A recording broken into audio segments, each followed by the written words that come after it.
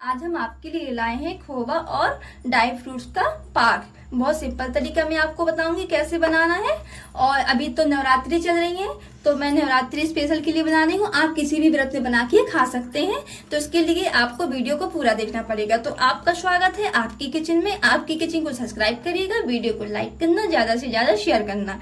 तो चलिए फिर हम शुरू करते हैं, हमको कैसे बनाना है।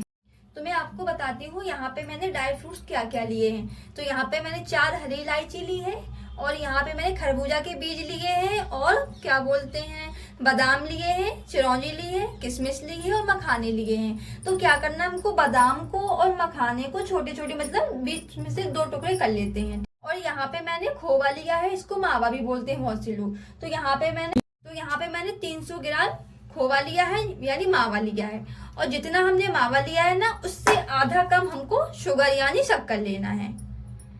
तो देखिए यहाँ पे हमने बादाम को 2 कट में कर लिया है, और यहाँ पे देखिए मैंने मखाने को भी 20 से 2 कट में कर लिया है। अब इन सारी चीजों को हम देसी घी में भूंज लेंगे। तो यहाँ पे मैंने कढ़ाई रख दी है, कढ़ाई अच्छे से गर्म हो गई है। अब इसमें हम ना 3 चम्मच देसी घी डालेंगे। जो हमने ड्राई फ्रूट काट के रखे थे ना, इन सबको अच्छे से रोस्ट कर लेते हैं। तो घी हल्का सा थोड़ा सा गर्म हो जाए, मेल्ट हो जाए घी, उसके बाद ही डालेंगे।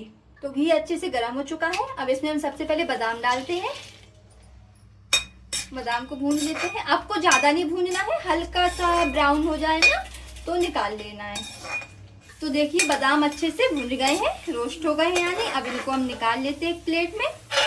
और इसी में जो देसी घी बचेगा ना, तो इसी में हम मुनक्का को भी ऐसे ही भून लेते हैं। मतलब सारे जो भी ड्राई फ्रूट है सारे भून लेते हैं। सॉरी, मैंने किशमिश बोल दी, मुनक्का बोल दिया है, ये किशमिश है।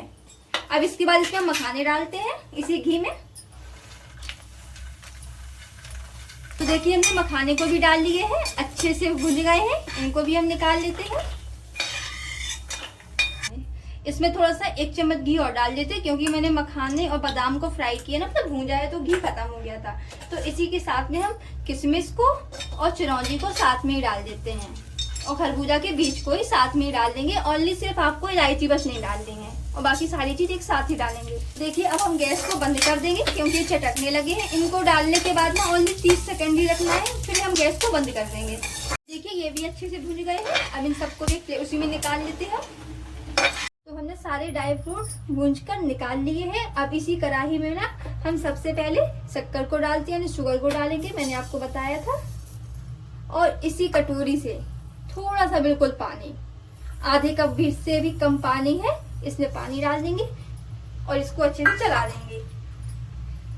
ये धीरे धीरे अपने आप मेल्ट हो जाएगी, यानी शक्कर घुल जाएगी। और हमको इसको बिल्कुल एक तार की बनानी है, चिपचिप वाली, मैं आपको दिखाऊंगी। तो देखो हल्की सी गाढ़ी हो गई ना शक्कर। अब इसको हल्का सा थोड़ा सा और घुल जाने देते हैं, जब तक अब इसी स्टेज में इलायची को डाल देंगे। तो यहाँ पे मैंने 3 हरी इलायची ली है, और इनको खोल ली है, 4 है सॉरी, और इनको छिलका के साथ में ही डालना है। तो इसमें मैंने इलायची को भी डाल दिया। देखिए इसमें ना मतलब बबल्स दिखने लगे ना, और एक तार की चाशनी हो जाएगी। मैं आपको दिखाती हूँ, देखिए देखो, दिख रहा है ना आपको, यानी चाशनी बनकर हमारी बिल्कुल तैयार है, परफेक्ट है। अब इसी स्टेज में हमको मावा को डाल देना, यानी खोवा को। तो ये देखिए इसी स्टेज में हम इसको भी डाल देते हैं। अब आपको गैस को बिल्कुल स्लो रखना है, बिल्कुल मीडियम रखना है, और इसको चला के रखना है लगातार, आपको रोकना बिल्कुल भी नहीं है। तो देखिए जैसे हमने ना चाशनी में अपने मावा को डाला, तो देखिए एकदम से बिल्कुल से पिघल गया ना, बिल्कुल। अब इसको थोड़ा सा हम चला के रखेंगे, जब तक ये हल्का सा गाढ़ा नहीं हो जाता। तब तक हम क्या कर लेते हैं, जो हमने यहाँ पे थाली ली थी ना, बड़ी प्लेट ली थी, तो इस प्लेट में ना हम थोड़ा सा घी लगा लेते हैं। अब क्या करेंगे ना, हम इसी स्टेज में जो हमने मावा को भूंज कर रखा था ना, सारी चीजें इसी मतलब स्टेज में डाल देते हैं। ड्राई फ्रूट भी बोलते हैं बहुत से लोग, मावा भी इसको बोल देते हैं, ठीक है। तो इन सारी चीजों को हम डाल देते हैं, और थोड़ा सा बचा लेते हैं ऊपर से गार्निश करने के लिए। अब इनको अच्छे से मिला देंगे। तो देखिए हमने सारी चीजें डाल दी है। अब हम गैस को बंद कर देंगे, और इसको लगातार चलाएंगे जब तक ये हल्का सा टाइट नहीं हो जाता है। तो देखिए अच्छे से ठंडी हो गया है, मतलब अच्छे से ठंडा हो गया है। अब इसे हम प्लेट में निकाल लेते हैं।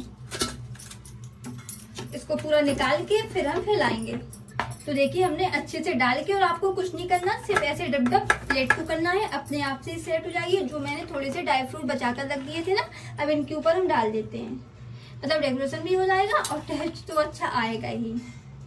तो लीजिए हमारी बर्फी बनके कतरी बनकर तैयार हो चुकी। तो लीजिए ड्राई फ्रूट्स पाक बनके तैयार हो चुका है। अब आपको कैसा लगा आप बताइए मुझे कमेंट बॉक्स में, और आपकी किचन को सब्सक्राइब करिएगा।